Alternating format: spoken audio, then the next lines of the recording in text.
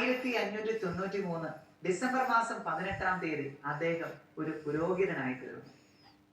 ഈ കാലഘട്ടത്തിൽ അദ്ദേഹം വലിയൊരു പ്രതിസന്ധി നേരിടുകയുണ്ടായി. ഇരുണ്ട രാത്രി അല്ലെങ്കിൽ ആധ്യാത്മിക മരുഭൂമിയുടെ ഒരു അനുഭവം അദ്ദേഹത്തിന്റെ ജീവിതത്തിലേക്ക് കടന്നു വരികയാണ്. പ്രാർത്ഥിച്ചാൽ ഒരു അനുഭവം ഉണ്ടാകുന്നില്ല. ദൈവമുണ്ടോ? ഞാൻ രക്ഷപ്പെടുമോ? ഇതൊക്കെ വ്യർത്ഥമാണോ എന്നൊക്കെയുള്ള ചിന്ത ജീവിതത്തിലേക്ക് കടന്നു വന്നു. വലിയ വിശുദ്ധരുടെ ജീവിതത്തിലേക്ക് കടന്നു വന്ന ഇരുണ്ട രാത്രി അനുഭവം.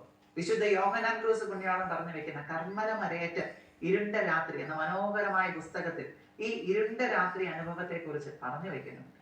കർത്താവ് അപ്രത്യക്ഷനാകുന്ന ഒരവസ്ഥ. ഞാൻ എന്തിനാണ് ഇതൊക്കെ ചെയ്യുന്നത് എന്ന ചിന്തയിലേക്ക് കടന്നു പോകുന്ന ഒരവസ്ഥ. എല്ലാ മനുഷ്യരും ഇതുപോലൊരു അവസ്ഥയിലേക്ക് കടന്നു പോകണമെന്ന് പിന്നീട് ഈ വിശുദ്ധന് കർത്താവ് മനസ്സിലാക്കി കൊടുത്തു. ഏറെ വേദനയോടെ അദ്ദേഹം ഒരിക്കൽ ഇങ്ങനെ കർത്താവിനോട് പ്രാർത്ഥിച്ചു. കർത്താവെ, എനിക്ക് അങ്ങേ അനുഭവിച്ചറിയാൻ പറ്റണില്ല. കർത്താവെ, ഈ ഭൂമിയിൽ അങ്ങേ അനുഭവിച്ചറിയാൻ എനിക്ക് പറ്റണില്ല. ഈ ഒരു അനുഭവത്തിലൂടെ കടന്നു പോകുമ്പോൾ ഈ വിശുദ്ധൻ കർത്താവിന്റെ മുൻപിൽ വലിയൊരു പ്രാർത്ഥന നടത്തുകയുണ്ടായി. ഒരിക്കൽ, കർത്താവെ, സ്വർഗത്തിൽ അങ്ങേ കണ്ടെത്തുവാൻ എനിക്ക് കഴിഞ്ഞില്ലെങ്കിലും കർത്താവെ, അങ്ങേ വെറുക്കുവാൻ എന്നെ അനുവദിക്കരുത്. ഭൂമിയിൽ ഞാനിതാ അങ്ങേക്ക് വേണ്ടി വേദനയോടെയാണെങ്കിലും ജീവിച്ചു കൊണ്ടിരിക്കുന്നു. അങ്ങനെ ഒരു ദിവസം പരിശുദ്ധ അമ്മയുടെ രൂപത്തിന് മുൻപിൽ, വിശുദ്ധ സ്റ്റീഫന്റെ ദേവാലയത്തിലെ പരിശുദ്ധ അമ്മയുടെ രൂപത്തിന് മുൻപിൽ നിന്ന് മുട്ടുകുത്തി കണ്ണുനീരോടെ എത്രയും ദയുള്ള മാതാവേ എന്ന ജപം ചൊല്ലിക്കൊണ്ടിരുന്നപ്പോൾ കർത്താവ് അവനെ തൊട്ടു. ആ വിശുദ്ധനെ കർത്താവ് തൊട്ടു. തന്റെ ഉള്ളിലെ അസ്വസ്ഥതകളെല്ലാം ആ നിമിഷം പറന്നാകുന്നു. അന്ന് ഈ വിശുദ്ധൻ മനസ്സിലാക്കിയെടുത്തു, മനുഷ്യരെല്ലാം ഇതുപോലൊരു ആത്മീയ പ്രതിസന്ധിയിലൂടെ കടന്നു പോകേണ്ടതുണ്ട്. ഒരു ഇരുണ്ട രാത്രി അനുഭവത്തിലൂടെ കടന്നു പോകേണ്ടതുണ്ട്. അവരെ രക്ഷിക്കുവാൻ കർത്താവ് എന്നെ വിളിച്ചിരിക്കുന്നു. അങ്ങനെ ശാന്തമായി അദ്ദേഹം തന്റെ വൈദിക വൃത്തിയിലേക്ക് ഇറങ്ങിത്തിരിക്കുകയാണ്. ശാന്തനായ മനുഷ്യൻ. ശാന്തതയായിരുന്നു ഈ വിശുദ്ധന്റെ ഏറ്റവും വലിയ പ്രത്യേകത. ഒരിക്കൽ ഒരു സഹോദരി, ഒരു സന്യാസിനി ഈ വിശുദ്ധനോട് ചോദിച്ചു, അല്ലയോ പിതാവേ, ഒരു കാര്യം ചോദിക്കട്ടെ, ഞാൻ എന്ത് കിട്ടുവാൻ വേണ്ടിയാണ് കർത്താവിനോട് പ്രാർത്ഥിക്കേണ്ടത്?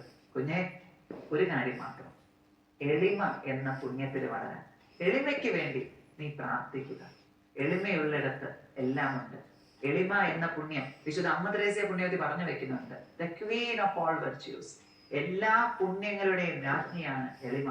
ഈ വിശുദ്ധന്റെ ഏറ്റവും വലിയ പ്രത്യേകതയും എളിമയായിരുന്നു. എളിമയോടൊപ്പം ശാന്തതയും ചേർന്നപ്പോൾ പേര് വന്നു, ഫ്രാൻസിസ് ഡി സാലസ്.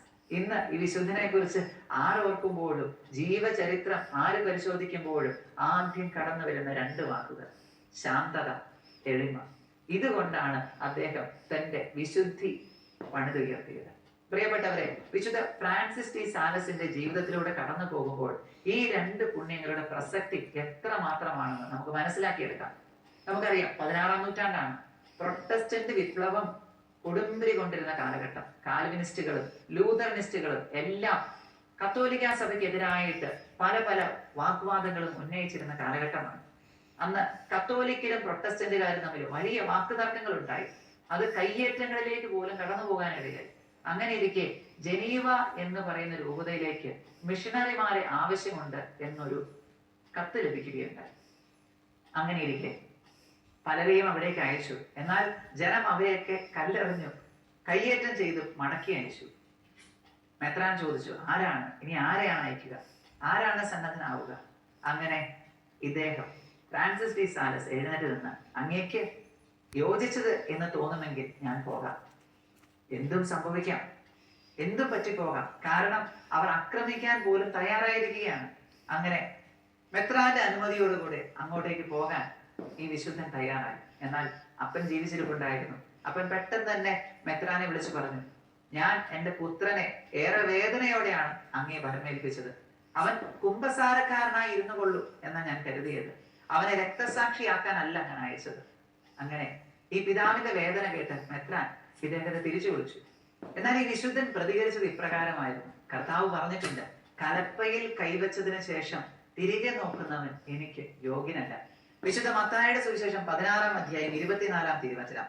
യേശു ശിഷ്യന്മാരോട് അരുളി ചെയ്തു, ആരെങ്കിലും എന്നെ അനുഗമിക്കാൻ ആഗ്രഹിക്കുന്നെങ്കിൽ അവൻ തന്നെ തന്നെ പരിത്യജിച്ച് തന്റെ കുരിശുമെടുത്ത് എന്നെ അനുഗമിക്കട്ടെ. വീണ്ടും മത്തായിയുടെ സുവിശേഷം 16:26, ഒരുവൻ ലോകം മുഴുവൻ നേടിയാലും സ്വന്തം ആത്മാവെ നഷ്ടപ്പെടുത്തിയാൽ അവന് എന്ത് പ്രയോജനം? ഒരുവൻ സ്വന്തം ആത്മാവിന് പകരമായി എന്ത് കൊടുക്കും? തീർച്ചയായും ഈ വചനങ്ങളായിരുന്നിരിക്കണം വിശുദ്ധ ഫ്രാൻസിസ് ടി സാലസിന്റെ ഹൃദയത്തിൽ മുഴങ്ങിയത്. അങ്ങനെ മെത്രാൻ പറഞ്ഞുവെങ്കിലും, അല്ലയോ പിതാവേ, അനുവദിക്കണമേ, ഞാൻ തയ്യാറാണ്, കർത്താവ് എന്നെ ഇതിനായി നിയോഗിച്ചിരിക്കുന്നു എന്ന് പറഞ്ഞ് മെത്രാനിൽ നിന്നും അനുമതി നേടിയെടുത്ത് അദ്ദേഹം യാത്രയായി.